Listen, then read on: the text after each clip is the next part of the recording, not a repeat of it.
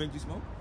I drink, here and there. I like to have wine, and depends on the occasion. Depends on it's all about the friction. It's all about the energy, how you feel. It's a day like this, you're gonna have some wine. You know what I mean? Or if it's a celebratory moment, you'll have a shot. The song, not HOV. Yeah. Wow. So that's a big comparison.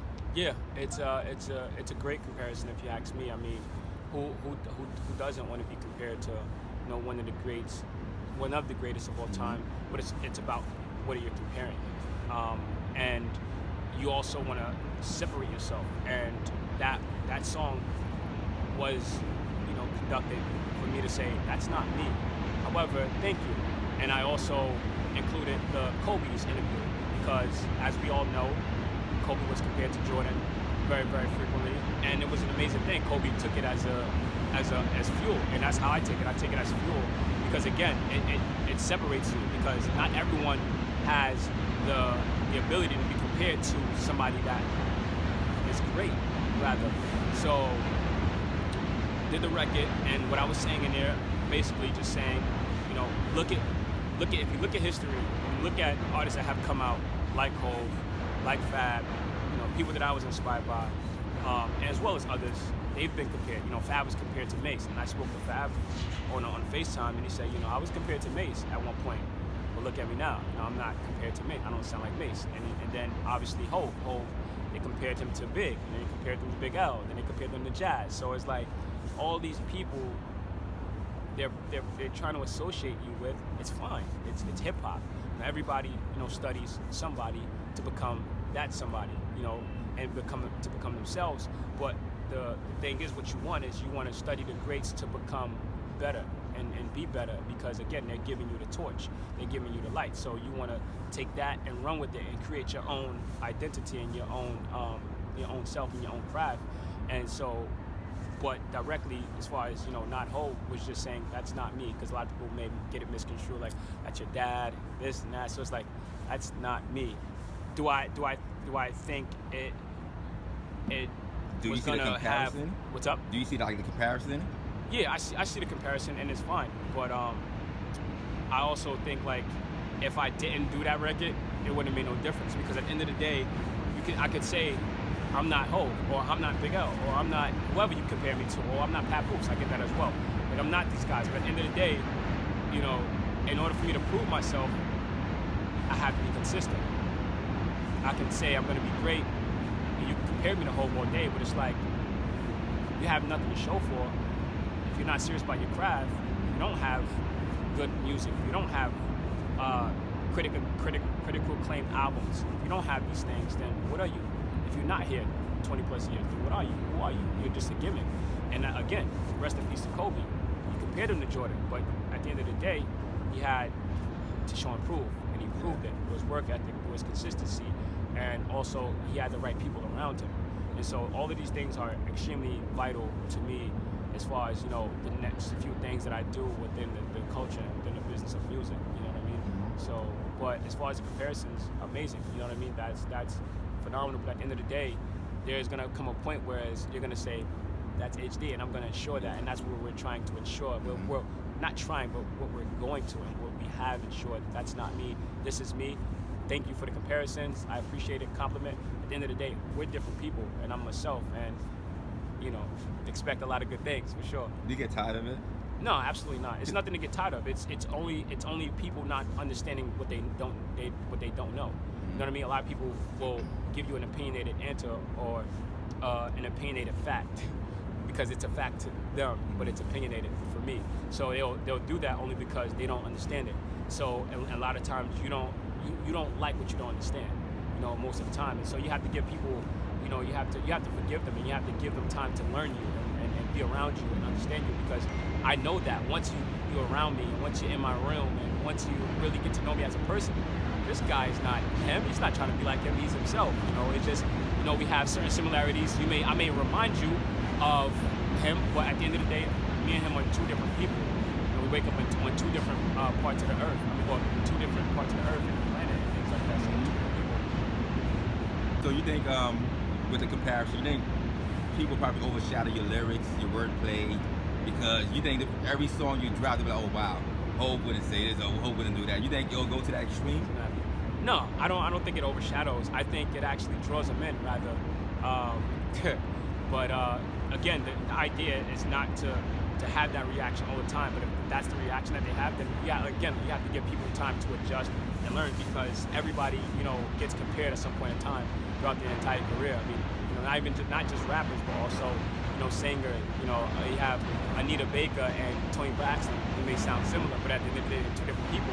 But Tony Braxton still sold millions of records. You know what I mean? It doesn't matter. It's all about the quality of the music and how it resonates with people, and it's all about the craft at the end of the day. And I think that's the most important thing. So do I think we're gonna overshadow? No, because if they have, then I wouldn't have got this far where I'm at right now. You know what I mean? It's been a success. Yeah. All right. So now let's switch gears. So how do you feel about the current political / social movement going on? Well, I mean, I'm not a political individual, honestly. However, there is changes that need to be made, and they have been made already, and it's good to see that there's progress. And so I will say that it's good to see that there's progress, but there's always improvement on what we should do as a people, as a community, as a culture. And at the end of the day, it all results in loving one another and being selfless. I think that's the most important thing. It's not about the politics, about the people. And once we find that love within ourselves and we love one another and we X out the politics, we'll always move forward. Yeah, that's the most important. So what's your top 5 favorite artists of all time? Who? The top 5 favorite artists of all time. Artists? Top 5? Top 5. So Michael, Prince, Sade, Marvin, and Madonna. Top 5 artists. Yeah, artists. Artist-wise, like music artists. Now we're talking MCs. Yeah. Miguel. HOV go first. That's my all-time inspiration. So HOV go first. Big L, Biggie. Man, top 5. Ooh, that's so difficult. Ugh. Gotta put Eve in there. Gotta put Eve in there. Okay. Man, I gotta say M. Top 5. Why did you put Eve in there? Because I feel like sometimes a lot, well, not even sometimes, because you don't hear it. You don't, like you say, you don't hear it often. You don't hear it a lot. Because I feel like women have contributed to the culture extremely, and women MCs. So why not? You know what I mean? And they have phenomenal talent as well. Missy as well. But Eve, definitely. I mean, she was rigorous. I mean, her bars were strong. I mean, she was the only female over there at Rough Riders, and she held her own. You know what I'm saying? So that's why I always admired her.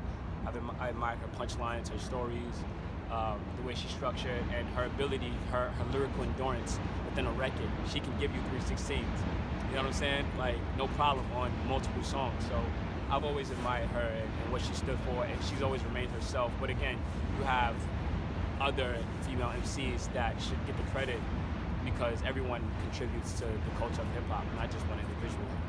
The top 5 albums. Top 5 albums? Hip-hop albums.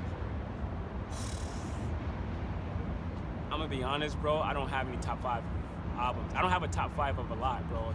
I'm one of those peoples that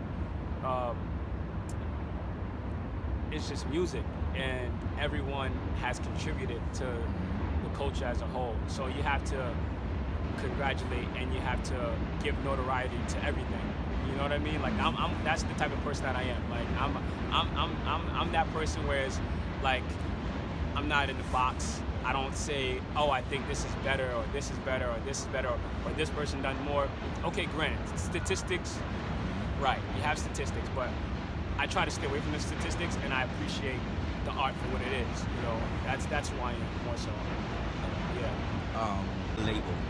So right now we actually. First of all, what's the name of your label? So right now, the label is called Compass Music Group. It's Compass Corporation, Compass Music Group. We actually stopped the whole Reservoir RCS Entertainment label for for certain reasons, business purposes, and certain relationships didn't transpire the way I thought it would transpire.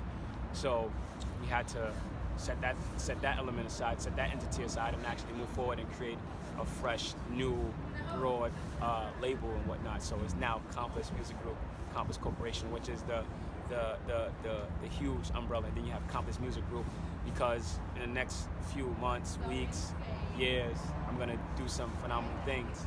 So we wanted to give it a broader light as far as saying Compass Corporation and putting other things underneath it. But no more Reservoir Artists Entertainment. No, I had to leave that thing alone. And you're the premier artist.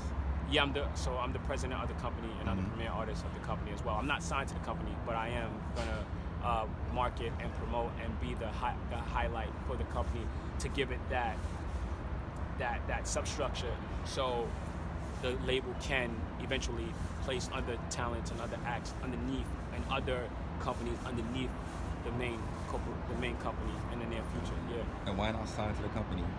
Not yet, because for me, I don't want to be underneath too many, signatures. I don't want to be underneath too many signatures. So I'm like, you know what? Let me just keep it, basic.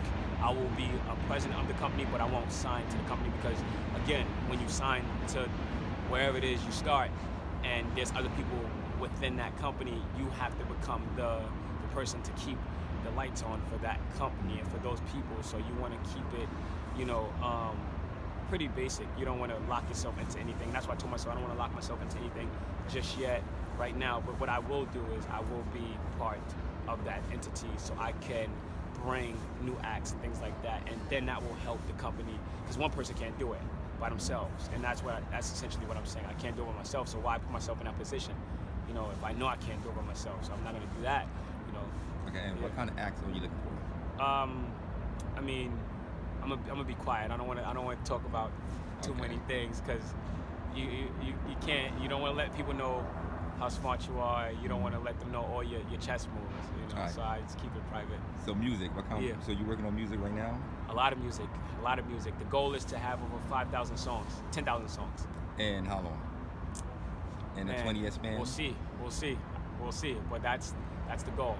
But we got a lot of music. You'll be old by the time you finish listening. Got a lot of music, but diverse music. Definitely combining the deep house, the EDM, the pop, the drill, just a combination of all these different sounds that are relevant today, and that is driving the music business and the culture right now, for sure. And also other cultures and other cities and countries around the world that we're trying to tap into as far as the sound. Yeah, currently, the Taj Gibson Foundation, my manager, everybody who's contributed to what's going on right now, and the people that we know, and everything like that. I think, again, like I said earlier, nothing happens without a machine, and nothing happens without, a team that's strong and that understands you and understands what's going on. I think that's the driving force. Nothing can get done without the solid team. Or shout out to the people that are to my team.